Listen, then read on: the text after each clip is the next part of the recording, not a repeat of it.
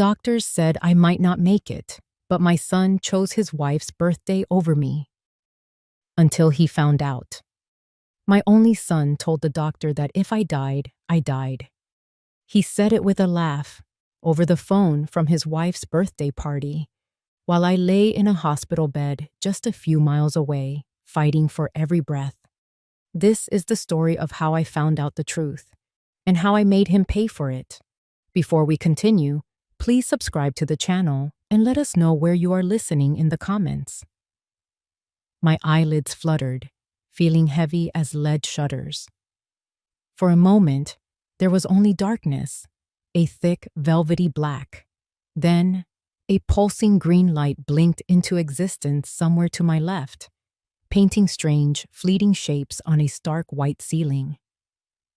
The only sound was the steady, rhythmic beep of a machine, a lonely metronome in an unnervingly quiet room, a sharp, sterile scent. The kind that screams hospital filled my nostrils. I tried to move my hand and felt a dull ache, the pull of a plastic tube taped to my skin. I was trapped. The door creaked open, a sound that seemed impossibly loud in the silence. Two figures in scrubs slipped inside, their rubber-soled shoes whispering against the linoleum floor.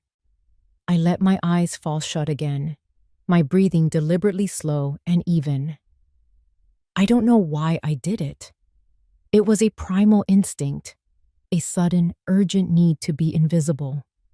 One of them moved closer, her presence a faint warmth beside the bed. I heard the rustle of a chart's pages turning. "Her vitals are finally stabilizing," one voice whispered, laced with relief. "Thank God," the second voice replied, heavy with exhaustion. "For a few hours there, I didn't think she would make it." A pause. I imagined them looking down at me, this frail woman tangled in wires and tubes. "I still can't get over it, though," the first voice said, lower this time, almost conspiratorial. "The son?" the second voice guessed immediately. "Her only child, not even here." Dr. Carter called him personally when she was at her worst, the second nurse continued, her voice hardening. "You know what he said?" "What?" "He couldn't make it. He was busy." At his wife's birthday party. The words hung in the air, so absurd, so monstrous, that my mind refused to accept them. Adrian, my Adrian, at a party? While I was...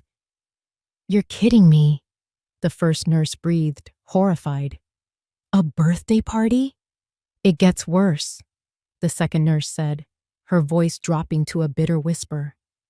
"Dr. Carter told me he actually laughed. He said something like, 'Well, she's old. It was bound to happen sooner or later.'"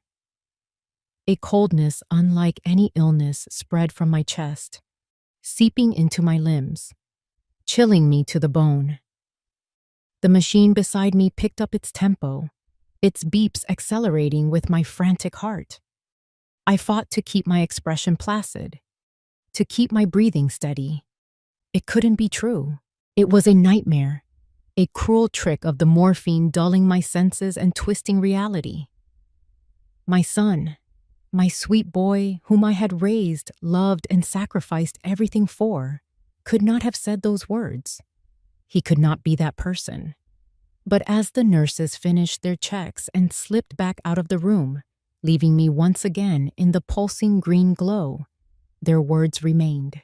They echoed in the silence, refusing to be dismissed as a dream. They felt too real, too sharp, too cold. A tiny poisonous seed of doubt had been planted in the most vulnerable part of my soul, and I had a terrifying feeling that it had already begun to grow. The next morning, sunlight streamed through the wide hospital window, painting a deceptively cheerful yellow square on the sterile white floor. But the light couldn't penetrate the cold dread that had settled in my heart. The nurse's whispered words from the night before played on a loop in my mind. Busy at his wife's birthday party. He actually laughed. I was picking at a piece of dry toast when the door swung open.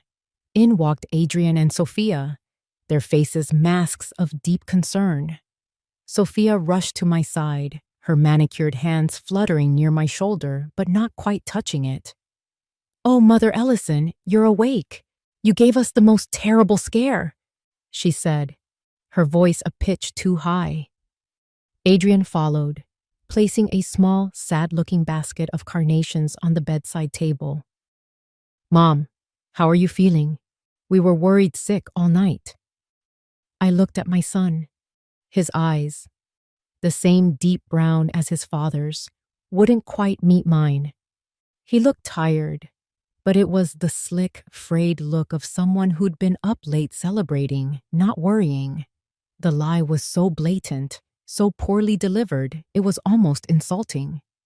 "I'm tired," I managed, my voice raspy. "The doctors say I was lucky." "Lucky is an understatement," Adrian said, finally looking at me. He squeezed my hand, his palm clammy. "We were imagining the worst. I don't know what I'd do without you, Mom." Sophia nodded enthusiastically, her perfectly styled blonde hair bouncing. Adrian was just beside himself. He barely touched his dinner last night. We just sat there, waiting by the phone. I stared at them, this perfect, caring couple. It was a flawless performance. The loving son, the devoted daughter-in-law. Every line was delivered with practiced sincerity. Yet, something was off. The way Sophia's smile didn't reach her eyes. The way Adrian kept glancing at his watch. I felt like I was watching a play, and I was the only one in the audience who hadn't been given a script. Just then, a young man in a courier's uniform knocked briskly on the open door. He was wrestling with an enormous, ostentatious floral arrangement, a cascade of white lilies, exotic orchids, and birds of paradise that was so large it barely fit through the doorway. It made Adrian's little basket of carnations look like a weed patch. "Delivery for the Ellisons," the young man announced cheerfully. He scanned a slip of paper. "Big congratulations on the successful event." The room went silent. I saw Adrian's face drain of all color. He shot a panicked look at Sophia, who had frozen mid-smile. "There must be some mistake," Adrian said quickly, stepping between the courier and my bed. His voice was tight. "We didn't order any flowers." "It says right here," the courier insisted, holding up the order form. "Sophia and Adrian Ellison, St. Mary's Hospital, room 302, from the board of the Children's Literacy Fund." He beamed. "Must have been quite a party." "It's a mix-up," Adrian snapped, his voice sharp with an authority that bordered on rude. He started to herd the young man back toward the door. "Take them back. We're dealing with a family emergency here." But it was too late. My eyes had locked onto the large, cream-colored card tucked among the lilies. The gold-embossed script was perfectly clear, even from across the room. To Sophia and Adrian Ellison, it read, "A huge congratulations on a successful fundraising gala. Your dedication is an inspiration." Fundraising gala. Not a birthday party. The lie, so simple and yet so profound, hit me with the force of a physical blow. They hadn't just missed my near-death experience for a simple celebration. They had missed it for a high-profile social event, a party for their own ambition, for their own image. The whispers in the dark were no longer a morphine-induced dream. They were the cold, hard truth. Adrian, flustered, finally managed to push the courier and the magnificent bouquet out into the hallway, shutting the door with a soft click. When he turned about, his face was a mess of feigned confusion and irritation. "Can you believe the incompetence?" he scoffed, trying to laugh it off. "Sending someone else's flowers here, of all the times." But I wasn't listening. I was looking at the small, pathetic basket of carnations on my nightstand. It was a prop, a cheap, flimsy prop in the elaborate play of their lives. And I was just a character they needed to manage, an obstacle in their script. The first crack in their perfect facade had appeared, and through it, I could see the darkness underneath. The performance was over. My own investigation was about to begin. Returning home was the strangest part of it all. For 40 years, this old colonial house in the Boston suburbs had been my sanctuary, a place filled with the scent of my husband David's pipe tobacco and the sound of Adrian's childhood laughter. Now, a week after being discharged, it was just quiet, a deep, hollow silence that echoed with everything I had lost and everything I now suspected. The house wasn't a sanctuary anymore. It was a stage. I spent the first few days moving through the rooms like a ghost, my own reflection in the polished wood floors startling me. The woman who stared back was thinner, her face etched with lines of a pain that wasn't just physical. The soft, trusting teacher was gone. In her place was someone I didn't recognize, someone with a cold fire simmering behind her eyes. I knew I couldn't just sit here, waiting for the next lie. If they were going to treat me like a fool, I would have to play the part better than they could ever imagine.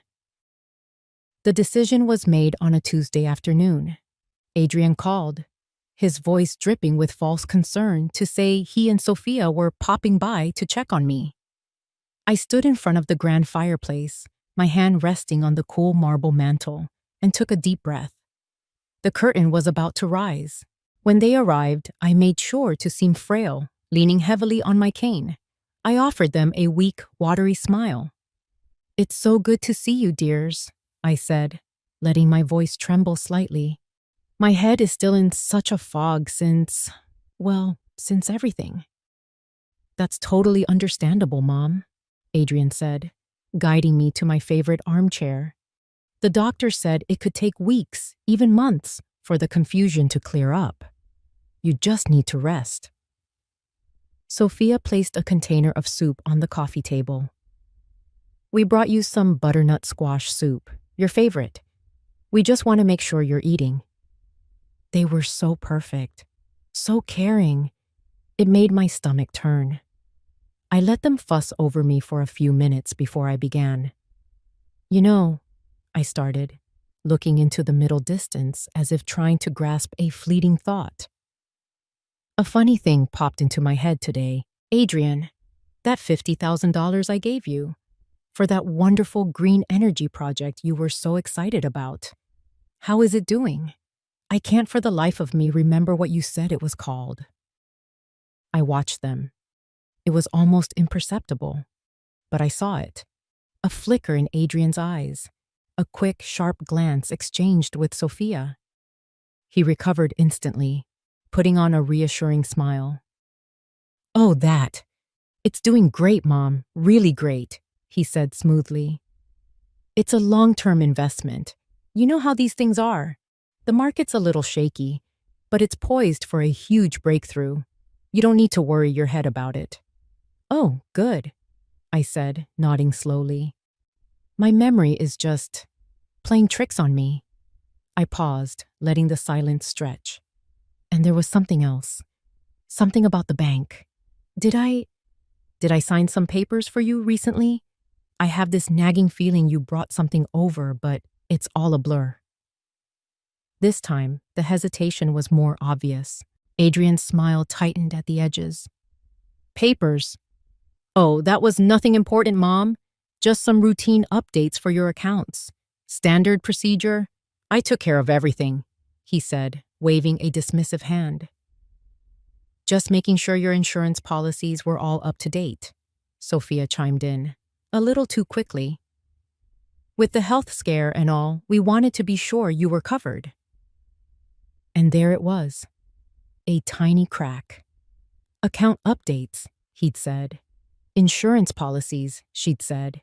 Two different answers for the same phantom piece of paper. They hadn't rehearsed this part. They were improvising, and they weren't on the same page. I didn't let my expression change. I just nodded, looking confused and relieved. "Oh, of course. Insurance. That makes sense. Thank you for looking out for your silly old mother." They stayed for another 20 minutes, filling the silence with cheerful, empty chatter. When they left, they believed they had successfully navigated the ramblings of a post-stroke patient. They thought they were in control. I listened to their car pull out of the driveway. I stood up, my back straight, the cane forgotten by the side of the chair. The pain in my heart was still there, a dull, constant ache. But it was now mixed with something else, a cold, clear sense of purpose. For years, I had analyzed characters in books, dissecting their motives and predicting their actions. Now, my son and his wife were my subjects. The performance had begun, and I knew, with a certainty that chilled me to my core, that I would not be the one to forget my lines. 2 days later, I found myself sitting in the deep leather chair opposite Robert Hensley's mahogany desk.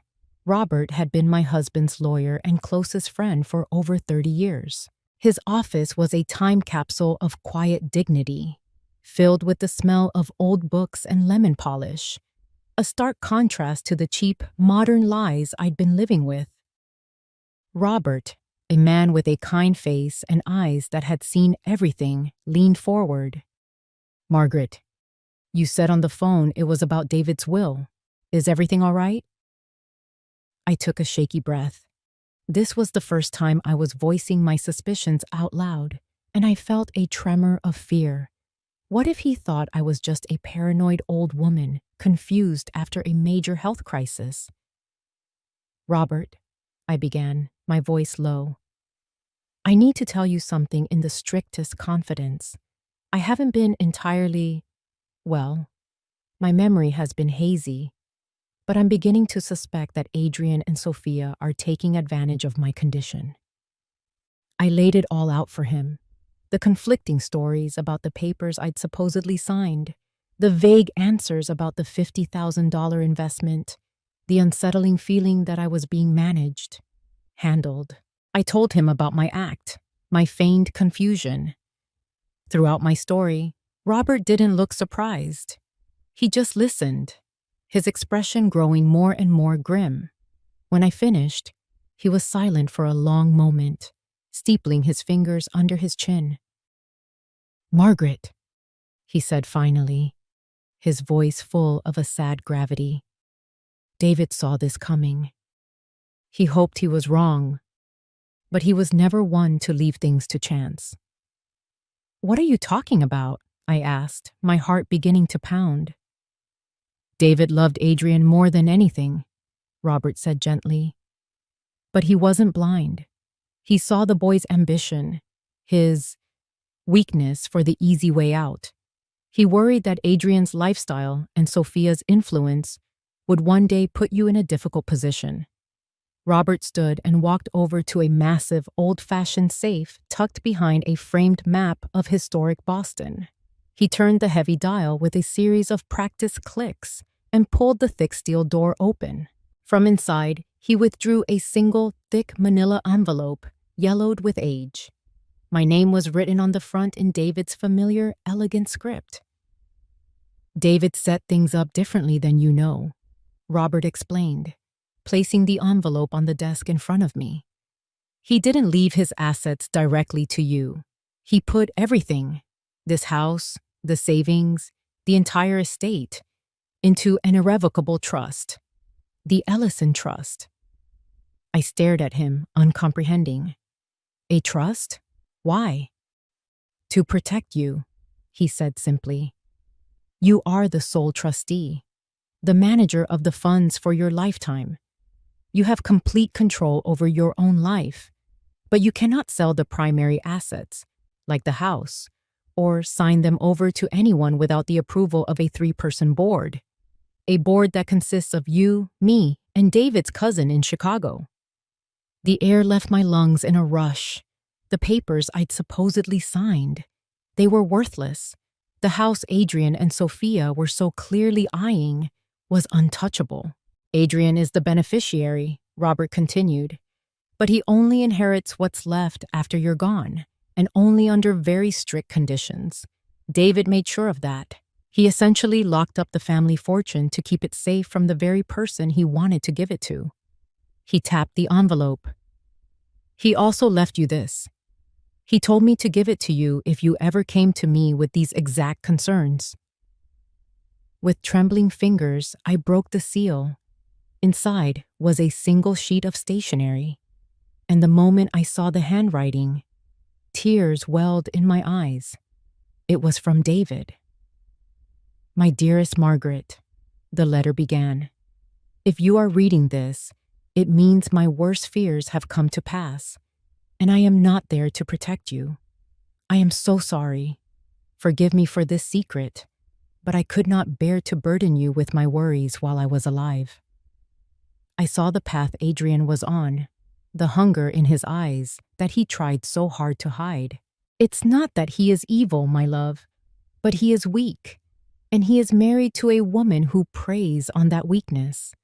The Ellison Trust is your shield. He cannot touch you. He cannot pressure you. He cannot take the home we built together. It is all safe. This was the only way I knew to keep you secure. Now, you must be strong. The woman who stood by me through everything, who raised our son, who faced the world with such grace, she is still in there. Trust your instincts. They have never failed you. Be the fierce, intelligent woman I always knew you were. I love you. Always. Yours, David.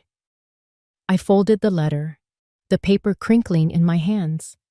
The tears that fell were not just of grief, but of a profound, soul-shaking relief. I wasn't going mad. I wasn't alone. My husband, from beyond the grave, had just handed me a sword and a shield. The game had changed, and I finally knew the rules. Before we continue, please subscribe to the channel and let us know where you are listening in the comments. My follow-up appointment with Dr. Evelyn Carter felt different. The first time I was in her office, I was a patient, fragile and disoriented. This time, I walked in under my own power, David's letter and Robert's words echoing in my mind like a battle hymn. I was no longer just a patient. I was a woman with a purpose. Dr. Carter was sharp and efficient, her questions precise as she checked my blood pressure and listened to my heart.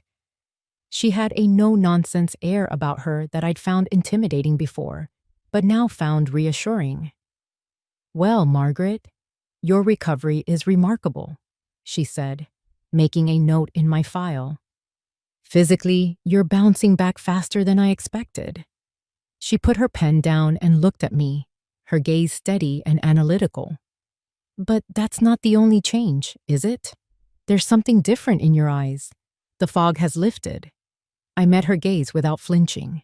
"You could say that, doctor." She leaned back in her chair, studying me for a long moment. The professional mask seemed to slip, revealing something more personal, more intense. "I had a feeling," she said quietly. "When I saw your son and his wife in the hallway that night, it reminded me of something, of someone." She stood up and walked to the door, turning the lock with a soft but decisive click. The sound seemed to seal us off from the rest of the world. When she turned back, her expression was one of grim resolution. "Margaret, I'm going to go out on a limb here because I think you're strong enough to hear the truth. And frankly, I think you deserve to know you're not crazy." She paused. "My name is Evelyn Carter. My maiden name was Evelyn Hayes." The name meant nothing to me. I just stared, waiting. 5 years ago, my younger sister, Clara, lost her entire life savings, over $200,000. She invested it all in a can't-miss real estate development project. The man who sold her on the idea was charming, handsome, and utterly convincing. He was a junior associate at the firm handling the deal. He assured her it was a sure thing. A cold knot formed in my stomach. I already knew where this was going. "The project was a sham, of course," Dr. Carter continued. her voice tight with old anger. A shell company designed to collect funds and then disappear. My sister was ruined. She had to sell her home. It broke her spirit completely. The junior associate who roped her in claimed he was just as much a victim as the investors. He was never charged, but we knew. We always knew he got a cut. She let the silence hang in the air before delivering the final blow. That man's name was Adrian Ellison. The world tilted on its axis. It all clicked into place. Her pointed questions that night, the strange intensity in her eyes. She wasn't just a random doctor on call. Fate, it seemed, had a flair for the dramatic. So when the ER nurse told me Margaret Ellison was admitted in critical condition and her son was being difficult, Dr. Carter said, her voice laced with ice, I knew I had to make the call myself. It wasn't just about getting consent for treatment. It was a test. I wanted to hear for myself what kind of man he'd become. She walked to her desk and opened a drawer, pulling out a small black USB flash drive. She held it between her thumb and forefinger. He failed the test, Margaret. Spectacularly. She placed the flash drive in my palm. It felt cold and heavy, impossibly so for such a small object. Hospitals like ours have a protocol, she explained. For critical care situations where next of kin are contacted by phone, the calls are recorded. For legal and liability reasons, it's standard procedure. This is a copy of my conversation with your son. She looked me straight in the eye. Every single word, including the part where he laughed. I closed my hand around the drive, the plastic edges digging into my skin. The whispers I'd heard in the dark, the lies about the fundraising gala, the secret of the trust. They were all pieces of a puzzle I had been assembling in the dark. This tiny piece of plastic was the last one. It was the piece that showed the whole ugly picture. I felt a strange, unexpected kinship with the woman standing in front of me. Two strangers, bound together by the same man's casual cruelty. Thank you, I whispered, my voice hoarse. Dr. Carter just nodded. Use it when you're ready, she said. Justice has a way of being patient. I drove home from Dr. Carter's office in a daze, the small USB drive a cold, hard weight in my coat pocket. The familiar tree-lined streets of my neighborhood, with their stately colonial houses and perfectly manicured lawns, seemed like a movie set. Everything looked the same, but the reality underneath had been ripped away, exposing something rotten and ugly. I was no longer a grieving widow trying to make sense of a health scare. I was a woman who had been handed a weapon. I parked the car in the garage and walked into the house, the silence greeting me like an old, unwelcome friend. I didn't stop in the kitchen to put my purse down. I didn't pause in the living room. I walked straight up the grand staircase, my steps sure and steady, my hand gripping the polished oak banister. I had a destination. In my bedroom, the afternoon sun cast long shadows across the floor. I walked to the far wall, to the large framed oil painting of a New England seascape that David had bought me for our 20th anniversary. My hands were steady as I lifted it from its hook and carefully set it on the floor. Behind it was the thing no one but David, Robert, and I knew about. A small black wall safe, flush with the floral wallpaper. My fingers trembled slightly as I spun the combination dial. Our anniversary, followed by my birthday. A sequence of numbers that had once represented love and security. The lock clicked open with a soft, metallic thud. Inside, things were just as David and I had left them. A stack of old stock certificates, mostly worthless now, but too sentimental to throw away. The deed to the house. David's gold watch that he was given upon his retirement. A small velvet pouch containing my mother's diamond earrings. And tucked in the back, a small leather-bound box. My heart hammered against my ribs. I knew what was supposed to be in that box. I reached in and pulled it out. The leather was soft and worn under my fingertips. For a moment, I just held it, a wave of memories washing over me. My grandmother wearing the necklace at her own wedding, her face beaming, my mother fastening it around my neck on my wedding day, her hands gentle as she whispered, "Now it's yours to protect." It was a single strand of perfectly matched Akoya pearls with a delicate antique diamond clasp.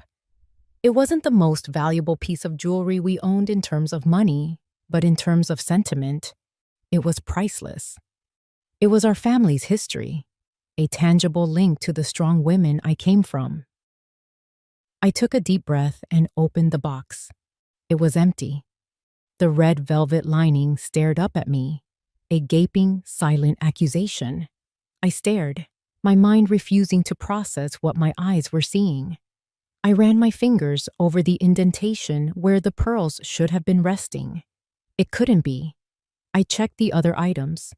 The watch was there. The earrings were there. Only the necklace was gone. And in that instant, I knew. It was a flash of absolute, sickening certainty. I knew who had taken it. I knew when they had taken it, sometime during the days I lay unconscious in a hospital bed. And I knew, with a clarity that made my blood run cold, where it was now.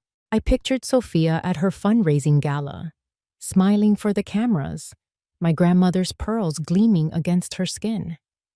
A stolen legacy worn as a trophy. This was no longer about money. The $50,000, the attempts to get me to sign papers, that was a betrayal of trust. This was a desecration.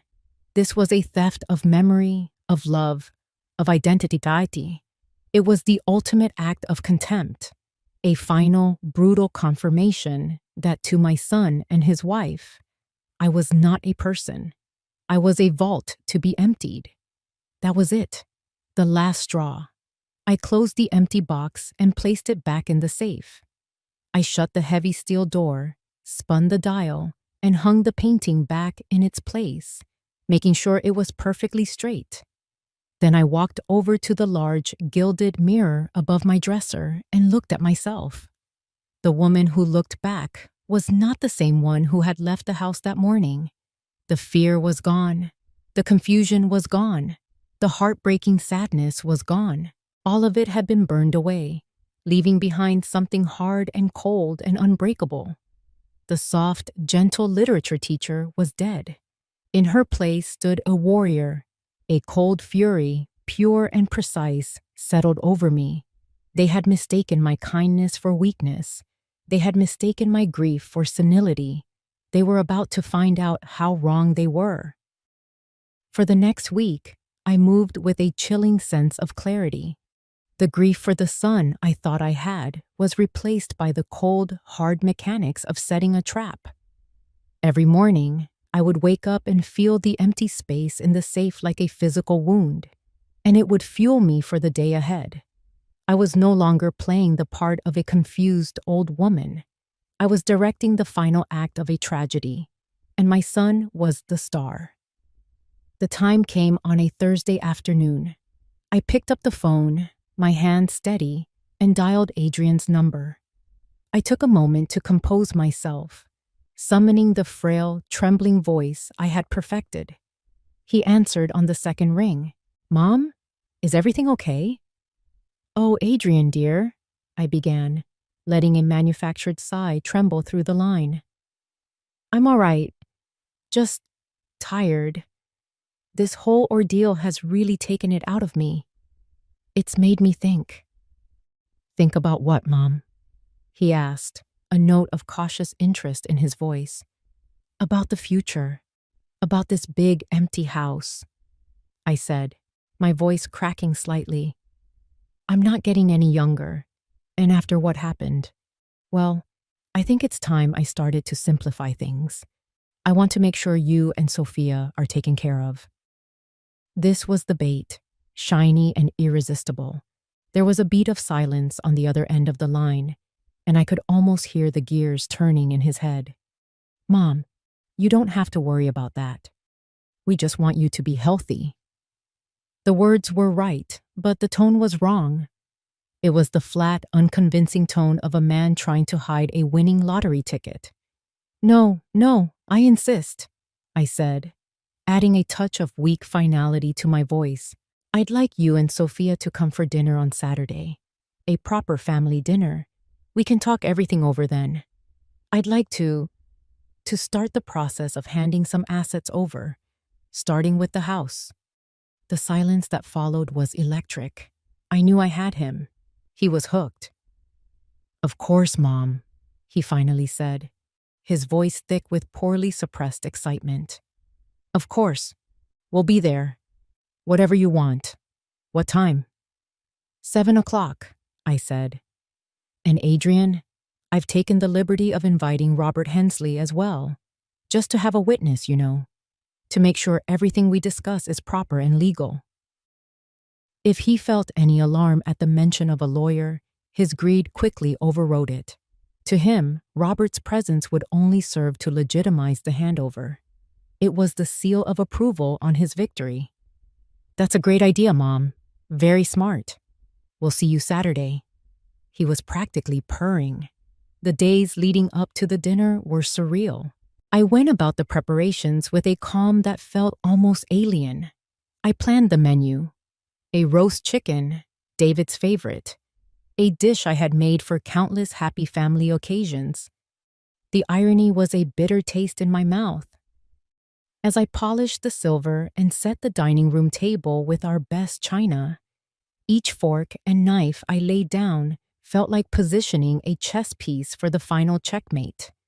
The house, which had felt so empty and haunted, was now charged with a tense, expectant energy. It was the quiet of the battlefield before the first shot is fired. On Saturday evening, I stood by the window and watched them pull into the driveway. They got out of their sleek black Mercedes, Sophia in a stylish dress and Adrian in a crisp blazer. They looked like they were arriving to sign a lucrative business deal, not to visit a convalescing parent. When I opened the door, they were all smiles, bearing a ridiculously expensive bottle of French wine. Mother Ellison, you look wonderful, Sophia chirped, air kissing the space beside my cheek. Mom, the house smells incredible, Adrian said, handing me the wine. It feels like old times. You have no idea, I thought. I led them into the dining room, where Robert Hensley was already waiting, a folder resting on the table beside him.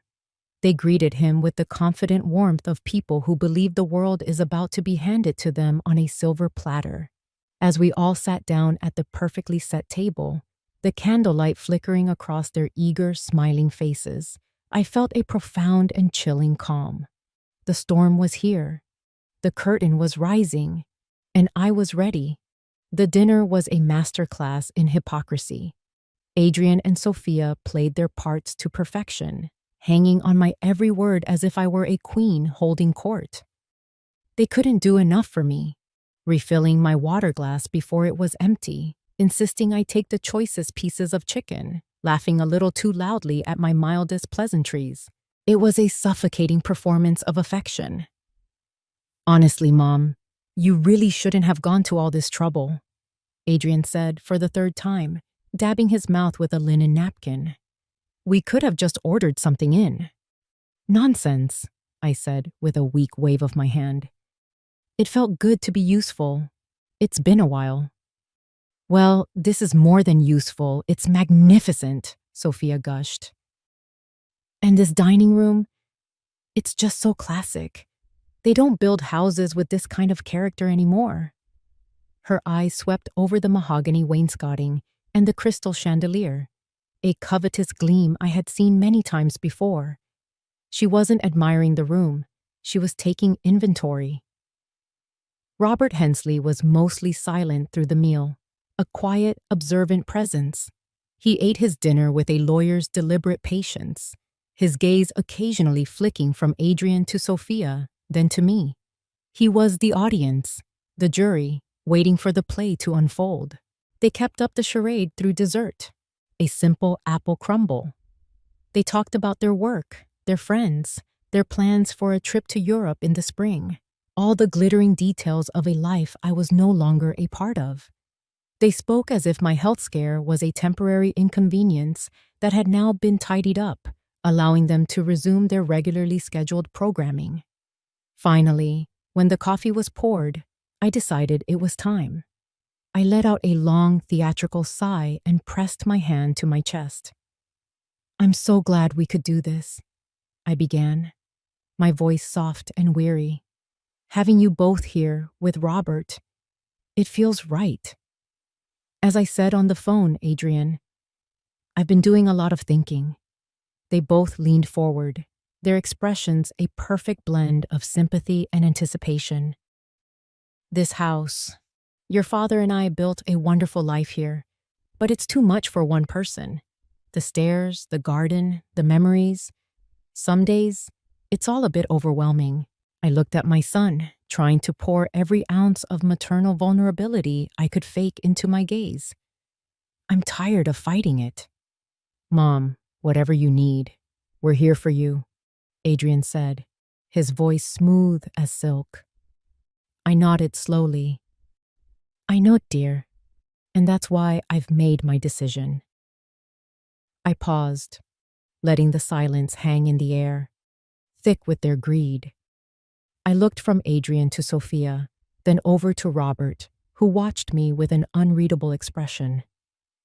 "I've decided," I said, my voice barely above a whisper, "that it's time. I'm going to transfer ownership of the house to you, Adrian." The effect was instantaneous. A slow, triumphant smile spread across Adrian's face, a look of pure, unadulterated victory. He tried to fight it, to maintain his mask of sober concern, but he failed. It was the look of a gambler who had just drawn a royal flush. He shot a quick, electric glance at Sophia, whose own carefully composed face was alight with triumph. She gave him the slightest, almost imperceptible nod, a silent confirmation that their long game had finally paid off. "Mom," Adrian started, his voice thick with emotion, or at least a convincing imitation of it. I don't know what to say. Are you sure?" "I'm sure," I said, feeling a cold, hard satisfaction. "You can use it to build your career, to secure your future. It's what your father would have wanted." "Thank you," he breathed, reaching across the table to take my hand. His felt warm and strong, the hand of a victor. "Thank you. You've taken such a weight off our minds." He squeezed my hand, his eyes shining with the promise of $2.5 million. He believed he had won. He believed the play was over and that he was taking his final bow. He had no idea he was still on my stage, and the curtain was just about to fall on him. Adrian's hand was still covering mine on the table, a gesture of proprietary triumph. His smile was wide and genuine for the first time all evening, and Sophia was looking at him with an expression of pure, unadulterated adoration. They were a king and queen surveying their newly acquired kingdom. Just as Adrian opened his mouth to say something more, probably another empty platitude about how he would take care of me, a sound cut through the warm, celebratory atmosphere. Thump. It was the sound of Robert Hensley placing a thick, leather-bound folder on the polished mahogany table. The sound wasn't loud, but it had the finality of a judge's gavel. Adrian and Sophia both turned to look at him. The smiles on their faces faltered slightly, becoming questioning. "I'm afraid there's been a misunderstanding," Robert said, his voice perfectly level and devoid of any emotion. He didn't look at me. He looked directly at Adrian. "While your mother's sentiment is, I'm sure, appreciated, what she's proposing is a legal impossibility." Adrian slowly withdrew his hand from mine. "What are you talking about, Robert? My mother wants to give me the house. You're here to make it legal, right?" "No, Adrian, I'm here to uphold the law, Robert said calmly. He tapped the folder with his index finger. And more specifically, I am here to uphold the legally binding terms of the Ellison Trust. The what? Sophia asked in Besson, her voice sharp and brittle. It was the first time she had spoken in 10 minutes. Robert opened the folder, revealing dozens of pages of dense legal text. The Ellison Trust, an irrevocable trust established by your father, David Ellison, over a decade ago. Upon his death, nearly all of his assets, including this house, the savings, the investment portfolios, everything, were transferred into this trust. Adrian stared, his face a mask of confusion. A trust? Why would he do that? He left everything to Mom. That's the common misconception, Robert said. And for the first time, I saw a flicker of something like pity in his eyes. He didn't leave his assets to your mother. He left them in the care of your mother. She is the primary trustee and lifetime beneficiary, which means she has the full and unrestricted use of the estate to live on for the rest of her life. But she does not own the assets themselves. The trust does. The color began to drain from Adrian's face. Sophia was completely still. Her eyes narrowed, processing every word with the intensity of a predator. I don't understand, Adrian stammered. What does that mean? It means, Robert said, his voice clear and precise, that your mother cannot give you this house. She cannot sell it. She cannot transfer the deed. She cannot even take out a second mortgage on it. Any such action would require a unanimous vote from the trust's 3-person board of directors. Board of directors? Adrian echoed, his voice rising in disbelief. That would be your mother, Robert said, gesturing to me. Myself, as the family's legal counsel, and your father's cousin, Eleanor Vance, in Chicago. He paused, letting the weight of his words sink in. I can assure you, Adrian, that any motion to sign this property over to you would be dead in the water. The silence in the room was absolute. The cozy, candlelit dinner party had vanished, replaced by the cold, harsh reality of a legal proceeding. Adrian's face had crumpled. The triumphant smile was gone, replaced by a slack-jawed look of utter bewilderment. He looked like a man who had just been told the winning lottery ticket he was holding was a forgery. Sophia's reaction was different. There was no confusion on her face.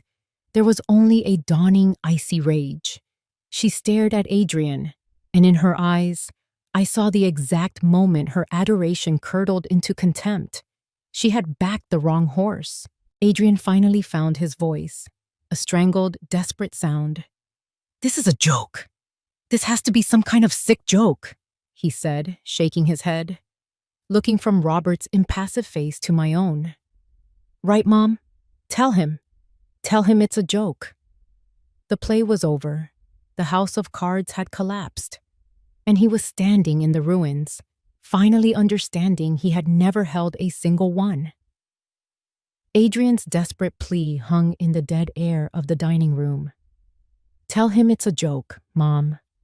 His voice was thin, pleading. He was looking for an escape hatch, a way to rewind the last 5 minutes. He was looking to me, the woman he had so thoroughly underestimated, to save him. I ignored him completely. I let his question dissolve into the oppressive silence and slowly turned my head, my gaze settling on Sophia. She was sitting ramrod straight, her face a pale, tight mask of fury. She was already calculating, her mind racing to find an angle, a way to spin this disaster. You know, Sophia, I said, my voice calm and conversational, as if we were discussing the weather. I've been meaning to tell you all evening. That's a truly beautiful necklace you're wearing.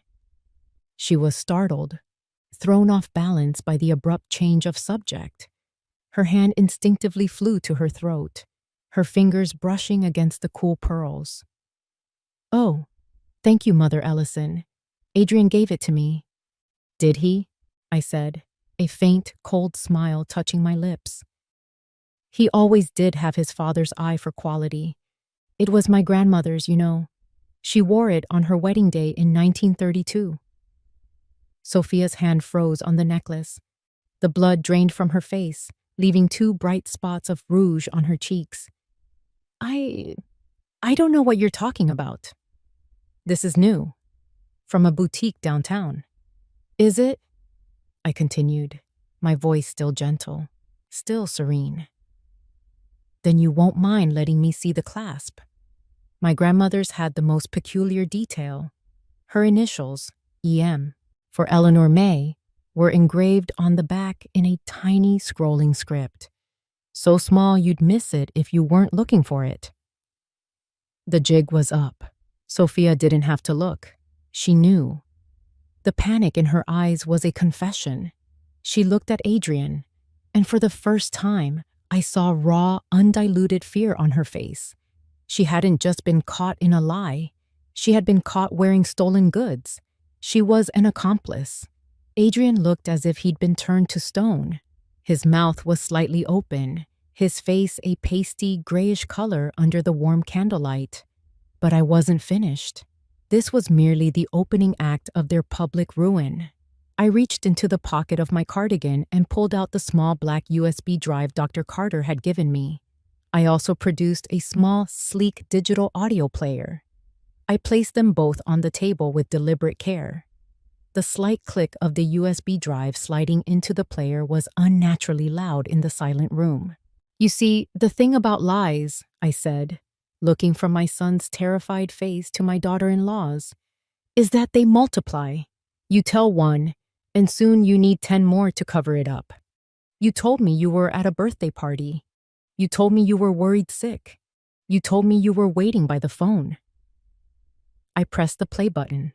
First, there was the clear, professional voice of Dr. Carter. Mr. Ellison, this is Dr. Carter from St. Mary's. I'm calling about your mother, Margaret. I'm afraid her condition has become critical. Then, Adrian's voice, slick with annoyance. Critical? What does that mean, exactly? I'm in the middle of something here. Dr. Carter's voice, firm and urgent. It means her heart is failing. We're doing everything we can, but you need to understand. The next few hours are crucial. We felt you should be here. And then the sound that shattered the world. It was Adrian's laugh, a short, dismissive, utterly soulless chuckle. Look, his recorded voice said, dripping with a casual cruelty that was far more shocking than any shout. She's an old woman. This was bound to happen sooner or later. If she dies, she dies. The recording ended. I pressed stop. The silence that rushed back in was heavier, colder, and more terrible than before. Adrian was completely broken. He stared at the small black device on the table as if it were a venomous snake. There was no defense, no explanation, no lie big enough to cover this. But it was Sophia's reaction that was the true final judgment. She slowly turned her head to look at her husband. The fear was gone from her eyes. The anger was gone. All that was left was a look of pure, bottomless disgust. She was looking at him as if he were a piece of filth she had accidentally stepped in. She had hitched her wagon to a man she thought was a cunning wolf, only to discover he was nothing but a pathetic, heartless thief. And in her eyes, I saw his entire future crumble to dust. The silence that followed the recording was a living thing, thick and suffocating. It pressed down on us, filled with the ghost of Adrian's laughter and the finality of his words. If she dies, she dies. The dining room, which had been the stage for my quiet vengeance, now felt like a courtroom after the verdict has been read. Guilty. Adrian sat hunched over, his hands covering his face. He was making a low, wounded sound, like an animal caught in a trap. Sophia, however, had already moved past disgust. Her face was now a mask of cold, hard calculation. She was assessing the damage, not to our family, but to her own future. I could see the writing on the wall in her eyes. She was already planning her escape. It was Robert Hensley who broke the spell. He neatly squared the documents in his folder, his movements precise and methodical. He was no longer just the family lawyer. He was an officer of the court, and the time for family drama was over. "There is one final piece of business," he said, his voice cutting through Adrian's quiet sobbing. He looked at my son, his expression devoid of any sympathy. "Adrian, your father's trust was designed to protect your mother from your greed. But it was also designed to protect the estate itself. It seems you put that to the test." Adrian looked up, his face blotchy and tear-streaked. "What are you talking about?" "I received a call last week," Robert said calmly, "from a senior loan officer at Boston Merchant Bank. He was conducting due diligence on a rather substantial business loan application you had submitted, a loan for $200,000. Adrian flinched as if he'd been struck. "It seems," Robert continued, his voice as sharp and cold as ice, "that you listed this house as your primary collateral. You submitted a forged document claiming to have power of attorney over your mother's financial affairs, and were attempting to leverage an asset that, as we've just established, you have absolutely no legal claim to." He let that sink in. "The bank, of course, ran a title search, which led them to the Ellison Trust, which in turn led them to me. I informed them of the true legal standing of this property." He paused, his gaze unwavering. "Attempting to secure funds by knowingly misrepresenting the ownership of an asset is a textbook definition of bank fraud, Adrian. It's a federal offense." The room went completely still. Even Adrian's pathetic whimpering stopped. The words hung in the air, heavier and more menacing than anything that had been said all night. Fraud, federal offense. "You're not just out of the running for an inheritance, son," Robert said, the word son dripping with a weary disappointment. "You're facing the very real possibility of prison time. They don't take these things lightly." That was it. That was the other shoe dropping. For Sophia, it was the final signal.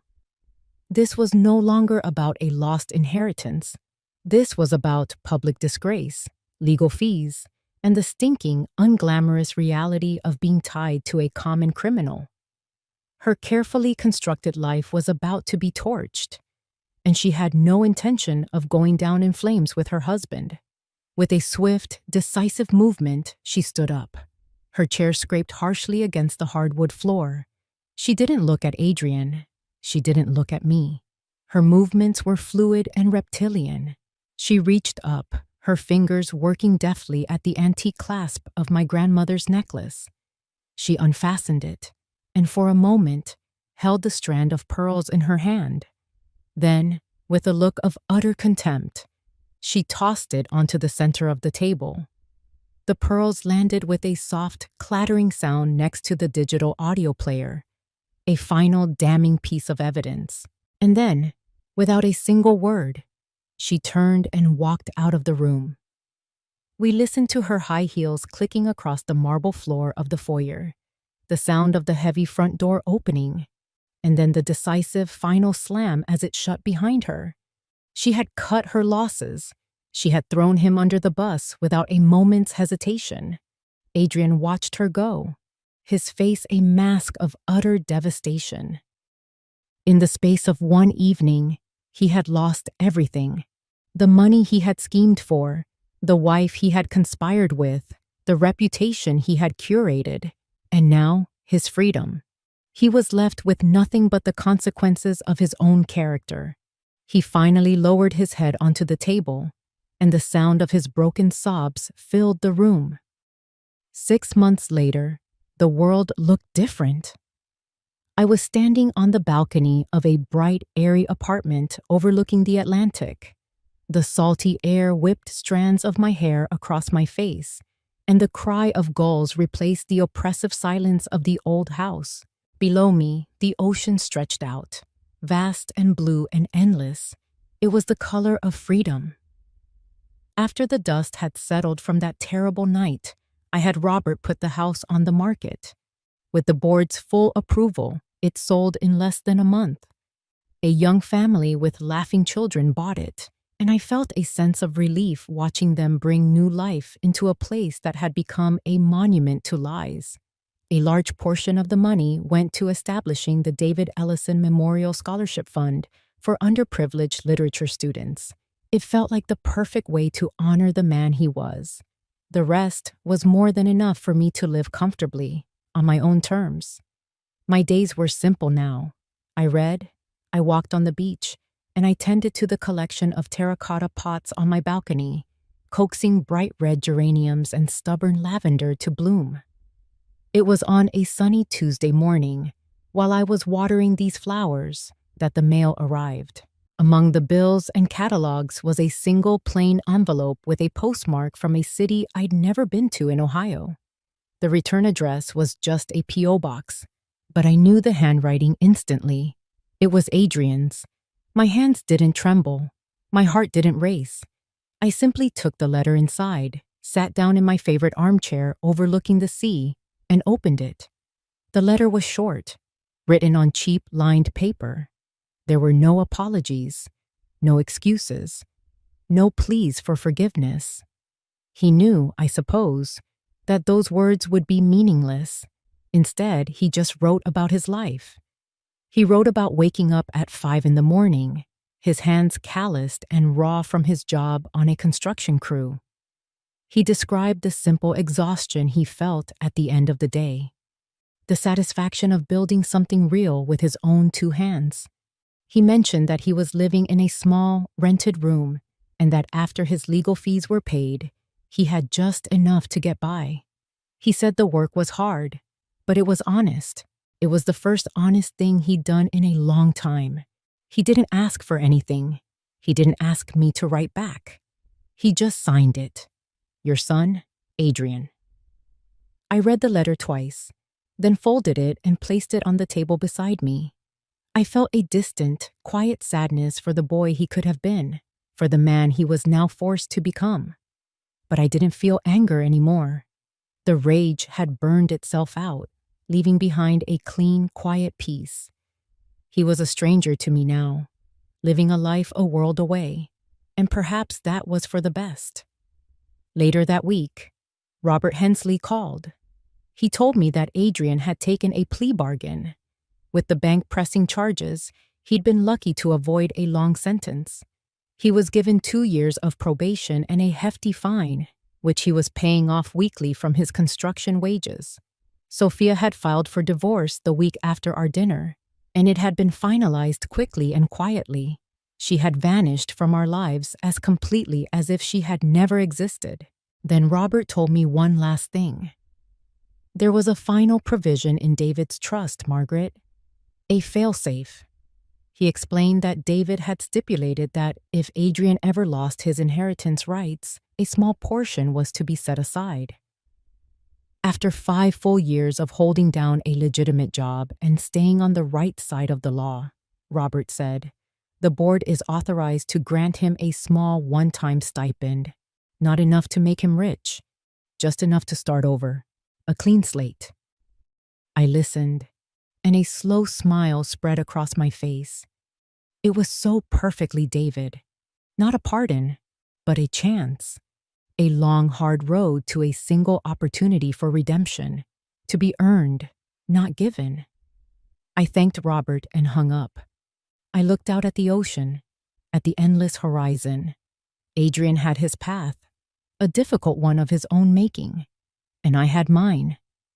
For the first time in a very long time, my future felt like an open sea, and I was the captain of my own ship, and I was finally free.